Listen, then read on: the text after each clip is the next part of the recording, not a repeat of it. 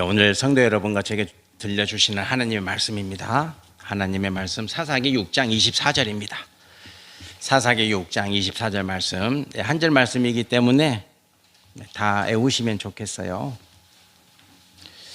자, 24절 말씀을 우리 함께 같이 사모하는 마음으로 봉독하겠습니다. 함께 봉독합니다. 기드온이 여호와를 위하여 거기서 제단을 쌓고 그것을 여호와 샬롬이라 하였더라.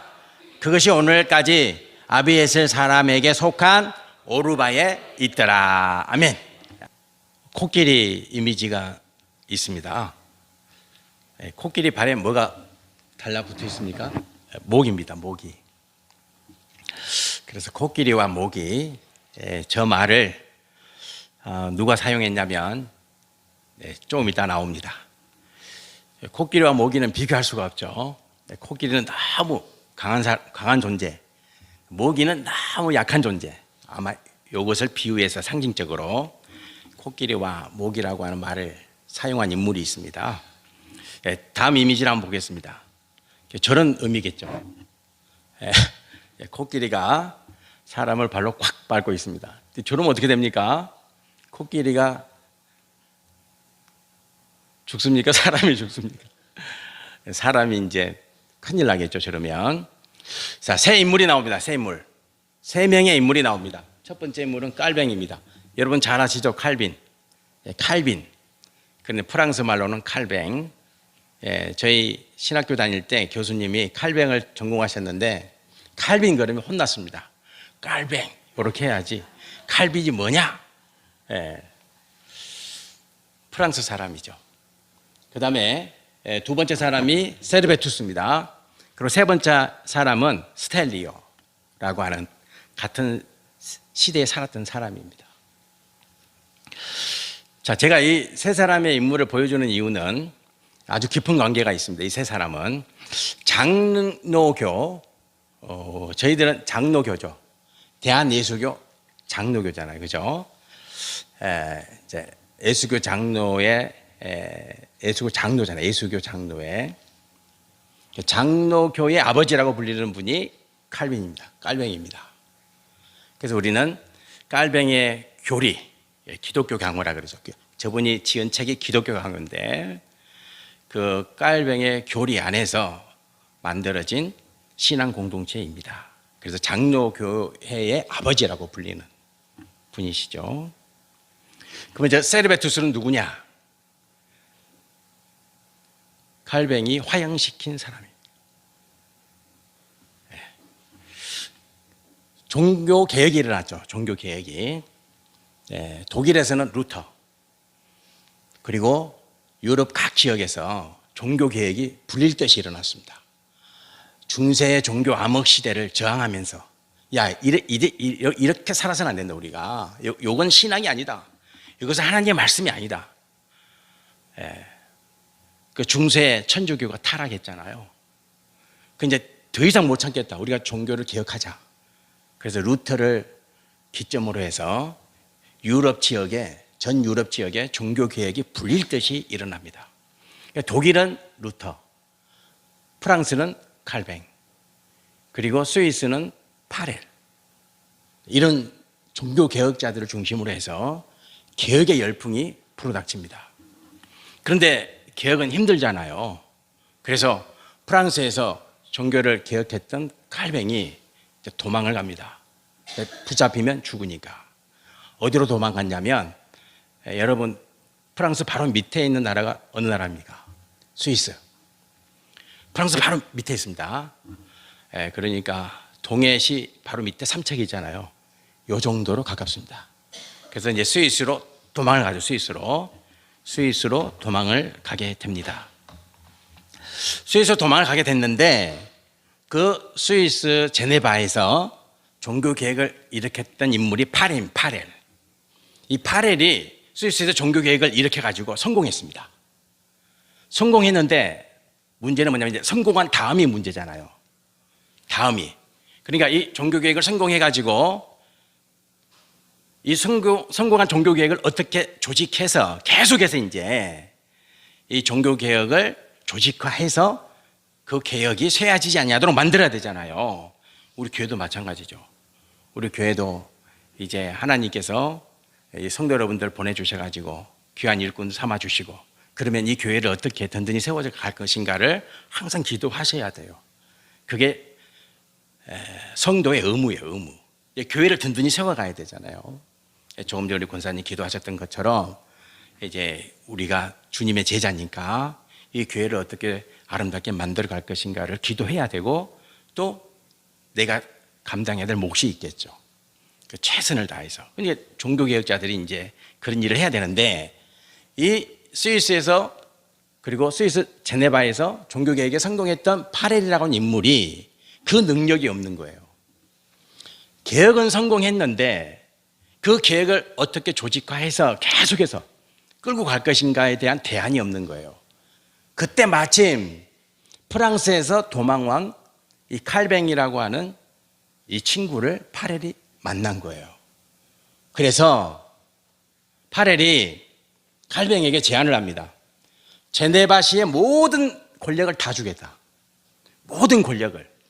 그러니까 사법, 행정 이런 권력들을 다 주겠다는 거예요. 정권을 주겠다는 거예요. 너가 하고 싶은 대로 다 해라. 그런 조건을 칼뱅이 받아들이죠. 받아들이고 제네바시를 꾸려가기 시작합니다. 그러니까 칼뱅이 곧 법입니다. 칼뱅이 말하면 그게 곧 법이에요. 그렇게 됐어요. 그래서 칼뱅이 제네바시를 꾸려나갈 때 야, 칼뱅, 너 처음에는 안 그랬잖아. 너가 종교개혁한 이유가 뭐야? 천주교회 암흑에서 백성들을 하나님 말씀으로 다시 건져내고 말씀을 백성에게 돌려주기 위해서 네가 종교개혁 했잖아.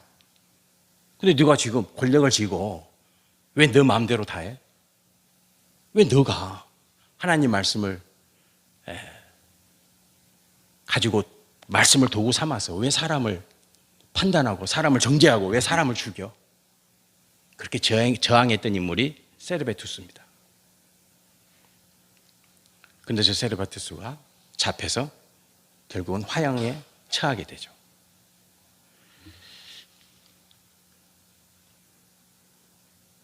그런 상황을 보고 모든 사람들이 침묵하고 있을 때, 왜냐하면 칼뱅에게 잘못 보이면 다 죽으니까 모든 사람들이 입을 딱 다물고 있잖아요. 칼뱅 만세만 외치고 칼뱅에 대해서 한마디 말도 못하잖아요. 그때 당신 그러면 안 돼, 정신 차려라고 강력하게 저항했던 인물이 스텔리오입니다. 스텔리오, 신학자죠. 스텔리오가 공개적으로 칼뱅에게 저항하기 시작합니다. 성도 여러분들, 믿음은 하나님 말씀 안에 사는 것입니다. 믿음은. 그리고 하나님 말씀 안에서 뭐가 진정한 가치인가를, 뭐가 진짜 소중한가를 아는 것이 믿음입니다. 믿음은 그런 거죠. 그렇죠? 믿음은 그런 거예요. 믿음은 우리가 예수 그리스도를 믿는 믿음이 있다면 뭐가 진짜 뭐가 가치가 있는가, 진짜 귀한 게 뭔가, 뭐가 소중한가를 정확히 아는 거죠. 그 역할을 했던 인물이 스텔리오입니다. 스텔리오. 사람 죽이지 마라.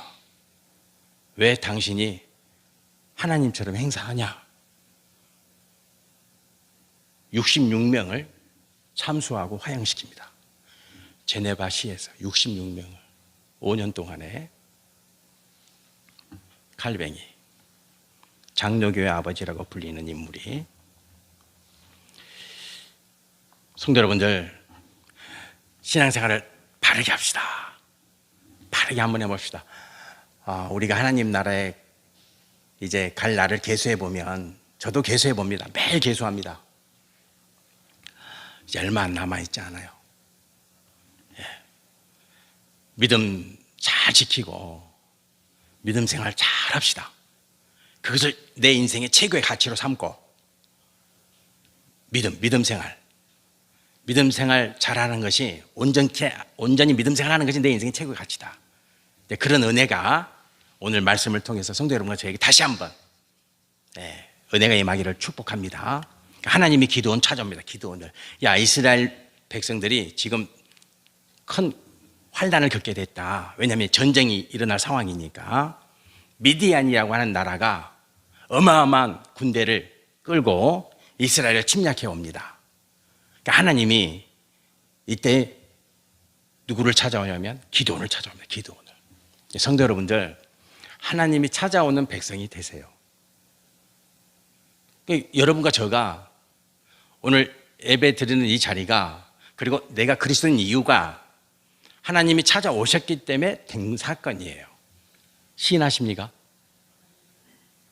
여러분이 먼저 손을 내밀어서 된 사건이 아니고 하나님이 우리를 찾아오셨기 때문에 여러분과 저가 믿는 자가 된 거예요. 고백하십니까? 고백하셔야 됩니다. 그러면 찾아오신 이유가 있겠죠. 잘 먹고 잘 살아라? 이건 아니겠죠. 그렇잖아요. 세상 사람들도 잘 먹고 잘 살잖아요. 세상 사람들도 얼마나 잘 먹고 잘 살아요. 좋은 차 타고 다니고 큰 집에서 살고 너무 잘 살아요. 그건 아니잖아요. 하나님이 기드온을 찾아와요. 기드온을 찾아와서 하시는 말씀이 뭐냐면, 이스라엘을 구원하라, 그렇게 말씀하시는 거예요. 이스라엘을 구원하라, 이렇게 말씀하시죠. 성도 여러분, 하나님이 여러분 찾아오셨다고 방금 고백했는데, 그러면 하나님이 이제 찾아오신 목적이 있을 텐데 그 목적이 무엇인가를 깊이 묵상하시길 바랍니다. 그게 사명이에요. 그 사명이 우리의 소망의 기도가 돼야 되겠죠. 그래서 이제 하나님이 이렇게 말씀하세요. 14절과 15절 한번 같이 봉독해 보겠습니다. 14절 15절 같이 봉독해 봅니다. 여호와께서 그를 향하여 이르시되 너는 가서 너의 힘으로 이스라엘을 미디안의 손에서 구원하라. 내가 너를 보낸 것이 아니냐 하시니라. 그러나 기드온이 그에게 대답하되 오 주여, 내가 무엇으로 이스라엘을 구원하리이까? 보소서, 나의 집은 므낫세 중에 극히 약하고 나는 내 아버지 집에 가장 작은 자니이다 하니. 아멘. 아멘. 그러니까 기드온은 깜짝 놀랐겠죠, 당연히. 내가 가장 약한 자인데 하나님이 왜 나를 찾아? 내가 생각할 때 나보다 더 강한 자가 많은데. 이 이스라엘 백성 중에는 자기보다 강한 자가 많다는 거예요. 성도 여러분도 저도 마찬가지죠. 우리가 객관적으로 보면 나보다 권력 있고 나보다 힘 있고 나보다 물질적으로 더 많이 가지고 또 나보다 더 건강하고 모든 조건이 나보다 우월한 사람들이 세상에 많습니까, 적습니까? 바글바글해. 바글바글 하잖아요. 많아. 나보다 잘난 사람들이 얼마나 많아요. 지금 기드온이 그 말을 하고 있는 거예요. 기드온이 세상에는 너무 잘난 사람이 많은데 아니 왜 저같이 작은 사람을 찾아옵니까? 이렇게 고백하죠.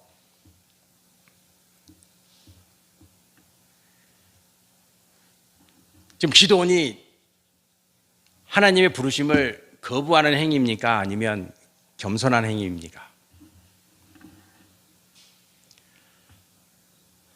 저거 하기 싫어서 그런 걸까요? 아니면은 겸손해서 그런 걸까요? 겸손이죠. 겸손입니다.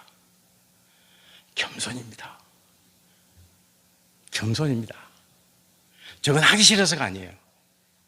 하기 싫어서가 아니고 겸손입니다. 하나님은 저런 하나님의 일꾼을 쓰십니다. 저런 일꾼을 쓰시죠. 성도 여러분들, 겸손합시다. 다 겸손하지만 또 겸손합시다. 항상 겸손합시다. 겸손합시다. 자, 기드온이 이제 반응합니다. 반응. 자, 이제 하나님이 이렇게 이제 말씀을 해주셨어요. 그러니까 기드온이 당연히 반응을 해야 되겠죠. 자, 반응. 16절 말씀 같이 봉독해봅니다. 16절 말씀을. 자, 16절 말씀입니다. 같이 봉독합니다. 여호와께서 그에게 이르시되 내가 반드시 너와 함께 하리니 네가 미디안 사람 치기를 한 사람을 치듯 하리라 하시니라. 아멘. 그러니까 하나님이 야 기도원 너가 걱정하지 마. 내가 너와 함께 한다.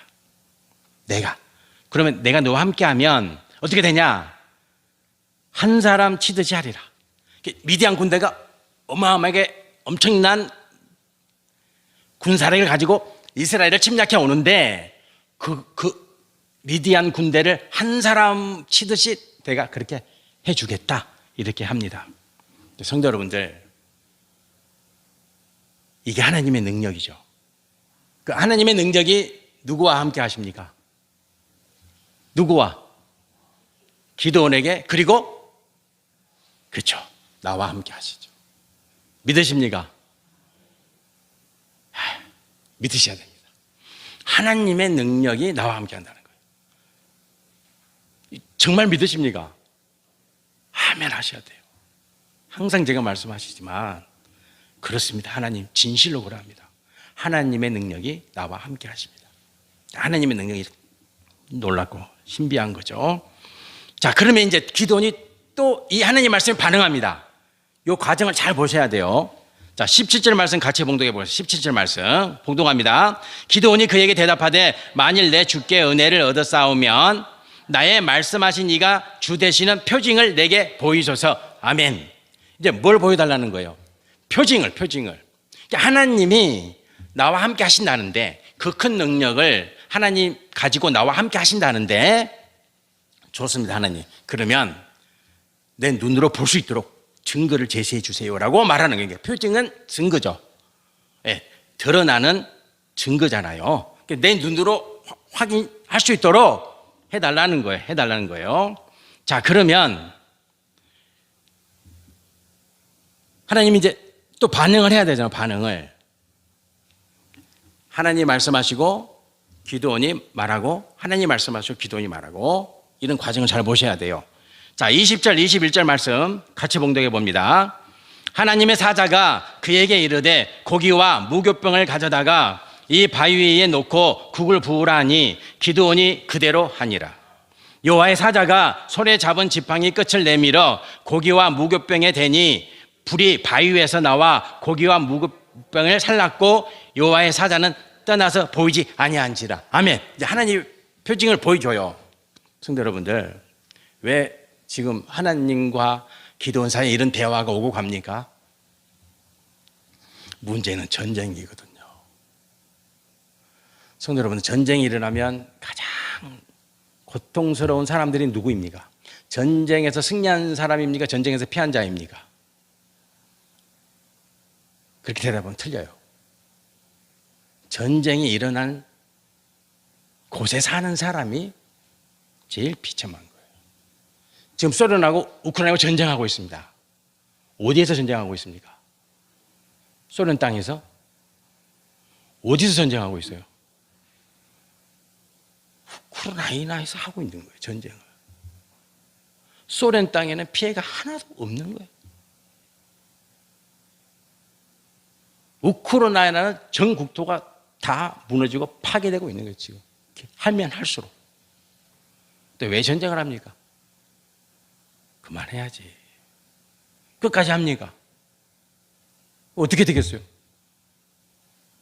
지금 전쟁이 일어난 땅이 어디예요? 우크라이나. 일본에서 전쟁한 적이 있습니까? 일본 땅에서? 일본이 전쟁을 일으켰잖아요. 그 전쟁을 다 어디서 했어요? 대한민국에서 했잖아요. 중국에서 했잖아요. 러시아에서 했잖아요. 자기들 땅에서는 한 번도 안 했잖아요. 나쁜 놈들이죠. 그러니까 전쟁을 우습게 생각하는 거죠. 여러분이 일본을 믿습니까? 이웃이니까 잘 지내야죠. 친구로. 잘 원수같이 지내면 당연히 친구처럼 지내야죠. 그러나 그 나라는 믿음의 대상이 아니에요. 또 기회만 있으면 전쟁을 일으킨다니까. 우리가 역사에서 배웠잖아요. 1592년 임진왜란 일어나잖아요. 뭐 임진왜란만 일었습니까? 고구려 때는 안 왔습니까? 계속해서 침략하고 침탈하고. 전쟁이 어디에서 일어나고 있어요? 일본에서 일어났습니까? 한 번도 일어난 적 없어요. 일본에서 딱 2번, 원폭 2번 떨어진 것밖에 없어요. 나가사키, 히로시마. 그 외에는 없어요. 전쟁을 일으켰는데 자기 땅에서 전쟁을 해본 적이 없는 나라예요, 일본은. 그래서 전쟁을 쉽게 생각하는 거죠.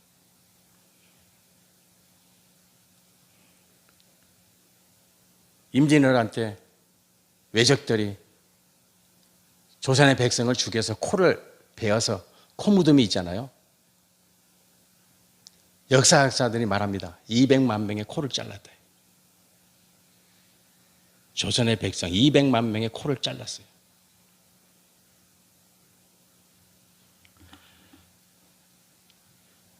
전쟁이죠, 전쟁. 지금 기드온이 전쟁의 문제를 다루고 있잖아요. 그래서 어때요? 신중한 거예요. 다른 게 아니에요. 전쟁이잖아요. 그래서 기드온이 이토록 하나님, 나는 약한 자입니다. 어떻게 내가 하기 싫어서가 아니에요. 하기 싫어서가 아니에요. 나보다 더 강한 사람한테 맡기는 게 진짜 이 전쟁을 수행하는데 더 유익일 것 같은데 그런 의미죠. 하나님 표징을 보여달라. 표징을. 왜? 전쟁이니까. 하나님 보여주세요. 증거를 보여주세요. 또 보여주세요. 다음에 또 보여달라 그래요. 하나님이 다 보여줘요. 하나님이 아시죠?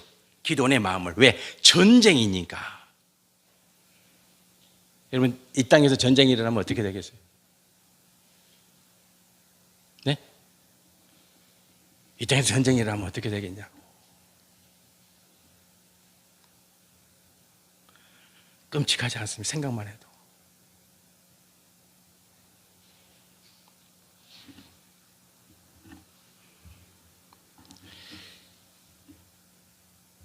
자, 기도원이 알겠습니다. 하나님, 제가 이 전쟁에서 수장이 되겠다. 받아들입니다. 받아들이고 제일 먼저 한 게 출정식을 합니다. 이제 출정식을 하는데 가장 먼저 한 게 뭐냐? 이게 중요하죠. 가장 먼저 한 게 뭐냐? 자, 24절. 오늘 여러분과 제가 읽었던 본문 말씀인데 이 말씀이 아주 중요한 말씀이에요. 제가 올해 이 말씀 카드를 뽑았거든요. 그래서 중요한 게 아니고 다시 한번 읽어봅시다. 24절 말씀 다시 한번 같이 봉독합니다. 기도원이 여호와를 위하여 거기서 제단을 쌓고 그것을 여호와 살롬이라 하였더라. 그것이 오늘까지 아베에셀 사람에게 속한 오르바에 있더라. 아멘. 자, 근데 성도 여러분 잘 보세요. 지금 전쟁을 해야 되잖아요. 전쟁을 하는데 제단의 이름이 뭡니까? 살롬이에요. 살롬. 이상하지 않나요? 아니, 자, 우리가 출애굽기에 보면 모세가 아말렉과의 전쟁에서 승리한 다음에 제단을 쌓아요. 그 장면이 출애굽기 17장 15절에 있어요. 같이 봉독해 보겠습니다. 출애굽기 17장 15절. 모세가 제단을 쌓고, 같이 봉독합니다. 모세가 제단을 쌓고 그 이름을 여호와 니시라 하고. 아멘. 뭐라고요? 니시. 기드온은 살롬, 모세는 니시. 그러니까 이 두 차이점이 있죠. 가장 큰 차이점이 뭐냐면 모세는 아말렉과의 전쟁에서 승리한 다음에 제단을 쌓았죠. 그리고 그 제단의 이름을 니시다 그랬어요. 깃발. 하나님이 진두지휘하셨다. 그런 의미죠. 하나님이 이 전쟁을 진두지휘하셔서 이겼습니다. 그런 의미예요. 자, 그러면 이제 기드온은 전쟁을 하려고 하잖아요. 하려고 하는데 제단을 쌓아요. 성도 여러분과 제가 이 신앙의 태도가 중요해요. 그러니까 어떤 일을 할 때 뭐 하셔야 돼요? 기도하셔야 돼요. 반드시 제단을 쌓으셔야 돼요. 그건 뭐냐면 기도하는 거, 하나님께. 그래서 기도는 제단을 먼저 쌓아요. 제단을 쌓고 여호와 샬롬이라 그래요. 근데 샬롬은 우리가 잘 알잖아요. 평안을 주세요 그러잖아요. 평안을. 이상하지 않나요? 여호와는 나의 능력, 아니면 여호와는 나의 무기. 그게 아니면 여호와는 전쟁에 능하신 신, 막 그런 제단의 이름을 지어야 되지 않나요? 그런데 샬롬 그렇게 말해요. 전쟁을 하는 목적이 뭐예요? 전쟁하는 목적이 샬롬이에요. 샬롬이에요, 샬롬. 그러니까 전쟁을 하는 목적이 적을 쳐서, 적을 부숴서, 적의 목숨을 취해서, 적의 목을 자르고, 코를 베어내고, 코 무덤을 만들고, 그게 전쟁의 목적이 아니에요.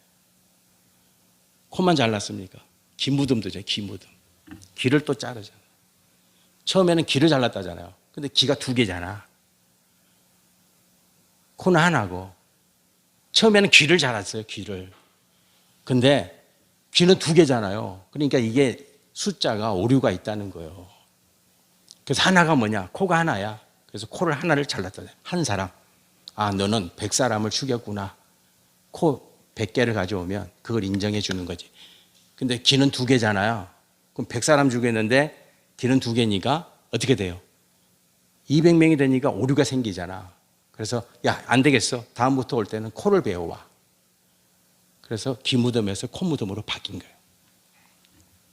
잔인한 민족이에요. 여러분은 일본에 대해서 어떻게 생각할지 모르지만 저는 신뢰하지 않습니다. 그렇다고 일본을 안 가냐? 여행 갑니다. 이웃이니까 무역도 잘해야죠, 우리가. 그러나 신뢰는 하지 않습니다. 경계하셔야 됩니다. 샬롬이에요, 샬롬. 샬롬 그러죠. 전쟁은요, 샬롬이에요. 그러니까 죽이거나 빼앗는 게 전쟁의 목적이 아니라는 거예요. 전쟁의 목적은 뭐냐? 샬롬이에요, 샬롬. 평안이에요, 평안. 그것이 전쟁의 목적이라는 거예요. 다르죠? 다릅니다, 성도 여러분들. 자, 예수님이 십자가를 앞에 딱 두고, 예수님이 십자가 앞에 두고 제자들한테 내가 이제 십자가를 져야 된다 말씀하시잖아요. 그 제자들이 다 불안해 하잖아요. 아, 이게 아닌데? 우리가 예루살렘에 가서 이제 힘을 얻고 권세를 얻고 권력을 얻고 한번 잘 살아보는 게 우리가 예수님 따라다니는 목적이었는데 예수님께서 어느 날 갑자기 제자들을 모아놓고 야, 이제 내가 예루살렘에 가면 할 일이 있는데 십자가 져야 된다 그렇게 말씀하시잖아요. 제자들이 이게 뭐야? 당황하죠. 그때 예수님이 하신 말씀이 있어요. 요한복음 14장 16장 말씀 이어서 계속해서 한번 봉독해 보겠습니다. 14장 27절을 봉독합니다. 평안을 너희에게 끼치노니 곧 나의 평안을 너희에게 주노라. 내가 너희에게 주는 것은 세상이 주는 것과 같지 아니하니라. 너희는 마음에 근심하지도 말고 두려워하지도 말라. 자, 요한복음 16장 33절 이것을 너희에게 이르는 것은 너희로 내 안에서 평안을 누리게 하려 함이라. 세상에서는 너희가 환난을 당하나 담대하라. 내가 세상을 이기었노라. 아멘. 평안이죠, 평안. 네. 예수님은 십자가를 앞에 두시고 예수님 마음은 샬롬이 충만했다. 샬롬, 샬롬. 평안이죠, 평안. 야, 염려하지 마, 두려워하지 마, 걱정하지 마. 평안하라, 평안하라. 평안하라. 이렇게 말씀하시죠. 기드온이 전쟁을 앞두고 제단을 쌓았어요. 그리고 그 제단의 이름을 샬롬 그랬어요. 다른 이름이 아니라 샬롬입니다. 하나님 아버지, 이 전쟁을 통해서 이스라엘 백성들이 평안하기를 원합니다. 이것이 전쟁의 목적이에요. 전쟁의 목적이에요. 성도 여러분들, 신앙생활 하시면서 평안하시길 축복합니다. 걱정 많죠? 저도 걱정이 태산이에요. 염려가 많죠? 염려가 막 너무 많아요. 정말 많아요. 걱정, 근심, 염려, 두려움 많아요. 맞습니다. 그러나 내 마음은 항상 평안하고자 합니다. 왜? 주님 평안하라 하셨으니까. 왜 그렇습니까? 왜 평안하라 그래요? 하나님의 능력이 함께 하시니까. 다 바꿔주시는 하나님이. 하나님이 여러분의 염려와 걱정과 두려움과 근심을 다 바꿔주시는 거예요. 뭘로? 기쁨과 감사와 감격으로. 반드시 바꿔주십니다. 그게 샬롬이에요. 그게 샬롬이에요. 전쟁이라고 하는 극도의 불안감, 전쟁이라고 하는 극도의 두려움.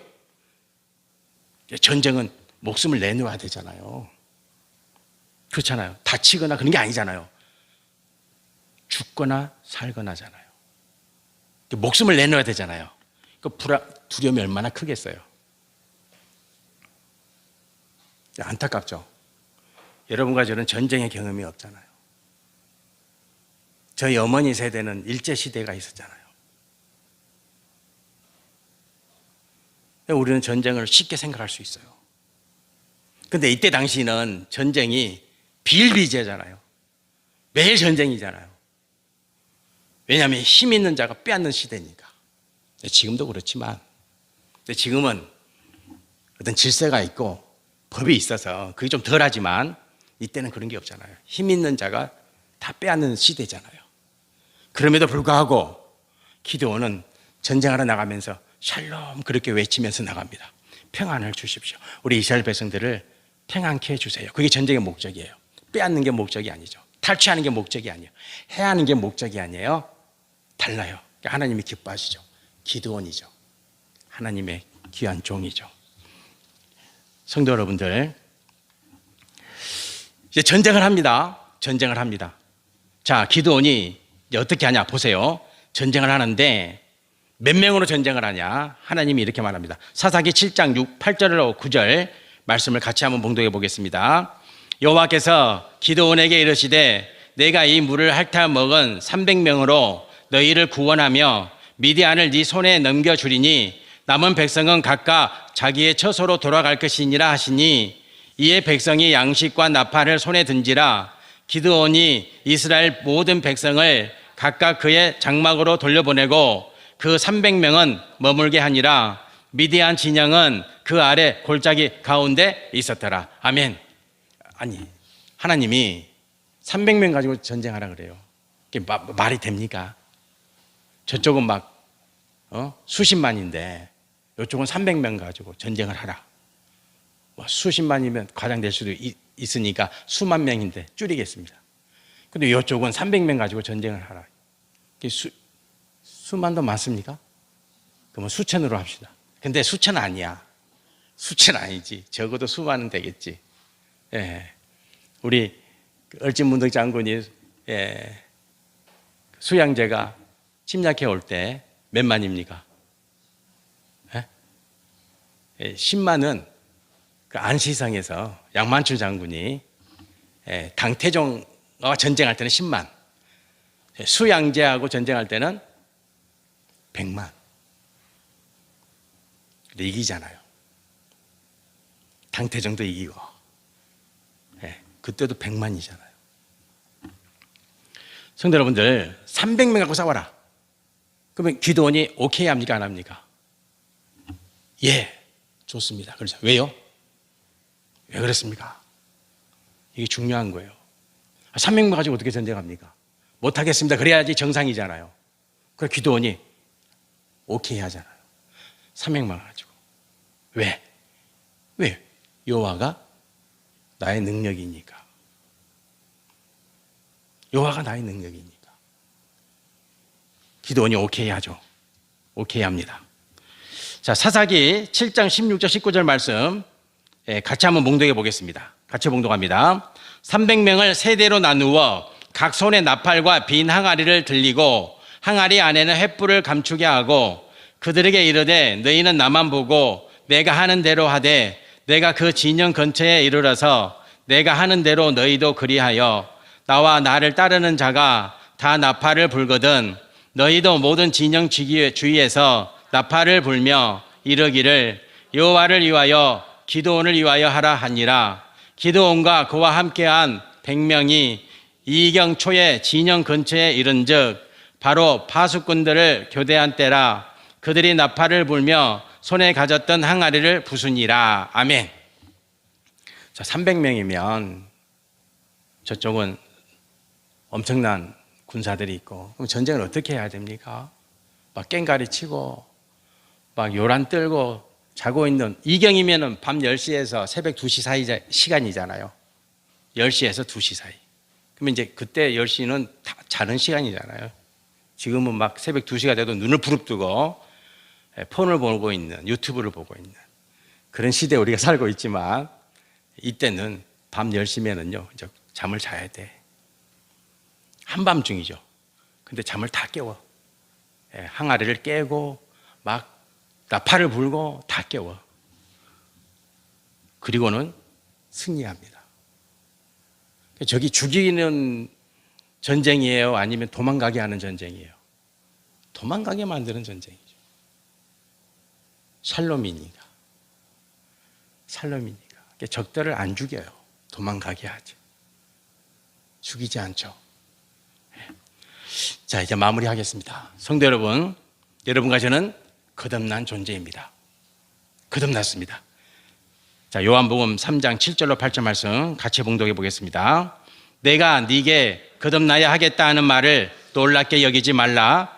바람이 임의로 불매 네가 그 소리를 들어도 어디서 와서 어디로 가는지 알지 못하나니 성령으로 난 사람도 다 그러하니라. 아멘.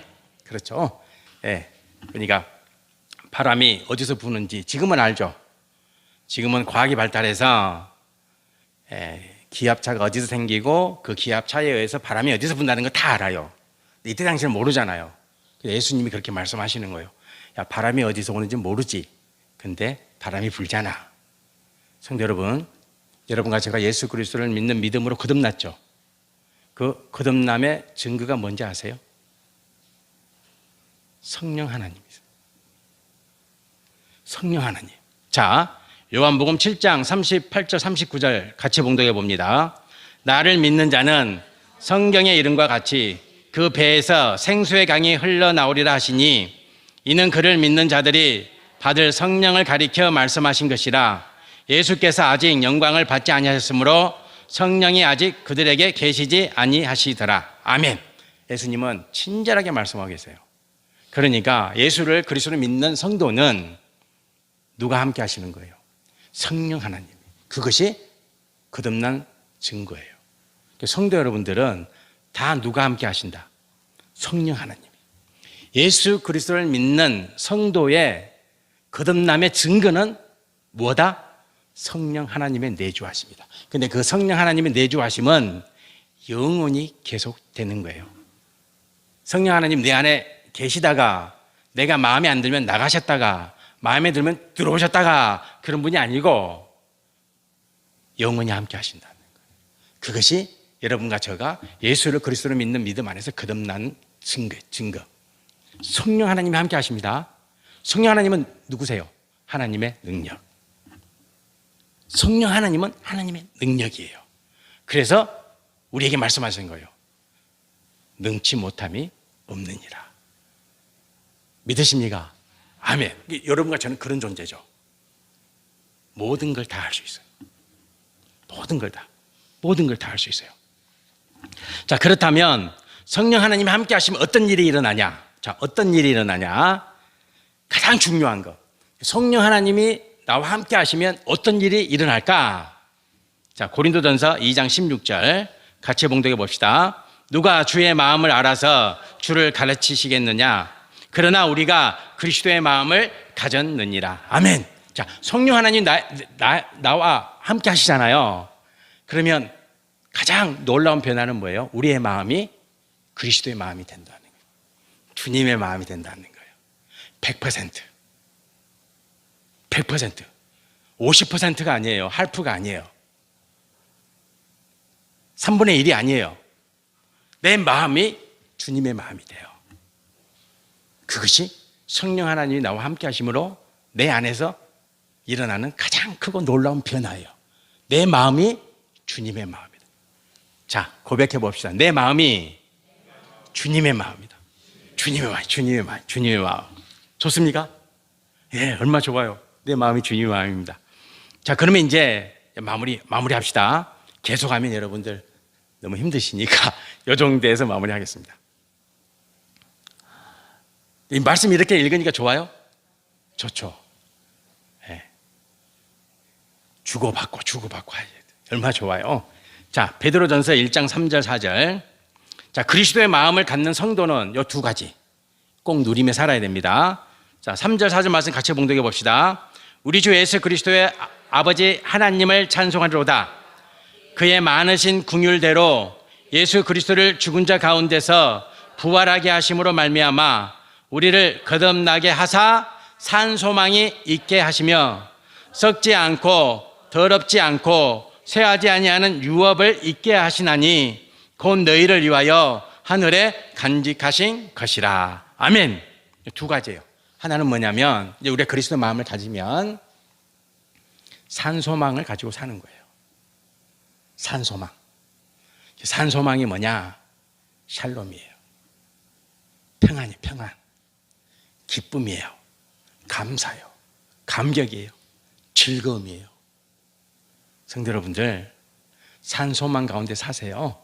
산소망. 산소망은 뭐냐면 주님이 주신 소망. 샬롬. 기드온이 전쟁에 나가면서 샬롬. 평안. 우리에게 평안을 주소서. 하나님이 전쟁을 승리케 하십니다. 성도 여러분들, 산소망이 있어야 됩니다. 평안을 주세요. 평안을. 하나님, 우리 교회에 평안을 주세요. 우리 가정에 평안을 주세요. 그리고 나를 통해서 내가 살고 있는 이 땅이, 내가 밟고 있는 이 지경이 평안을 누리게 하소서. 평안을. 그러면 그 안에서 형통케 되어지는 복이 임합니다.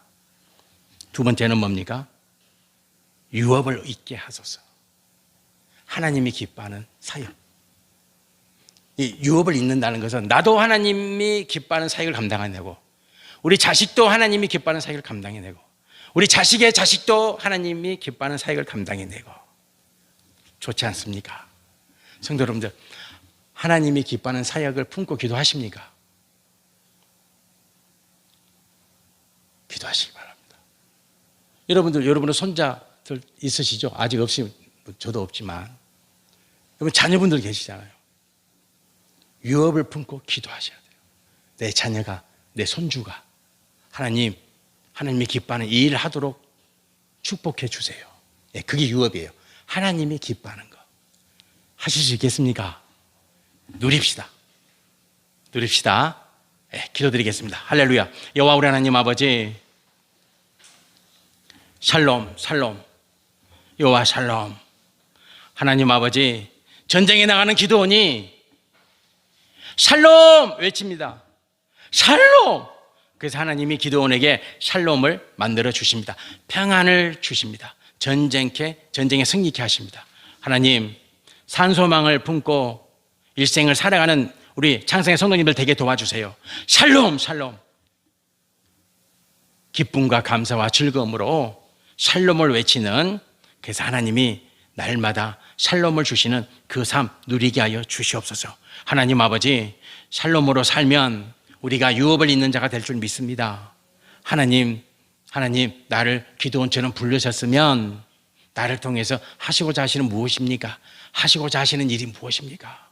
그 사역 내가 감당하고, 내 자녀도 감당하고, 내 손주들도 다 감당하는 복을 누리게 해달라고 유업을 이어주는 그런 성도 되게 하옵소서.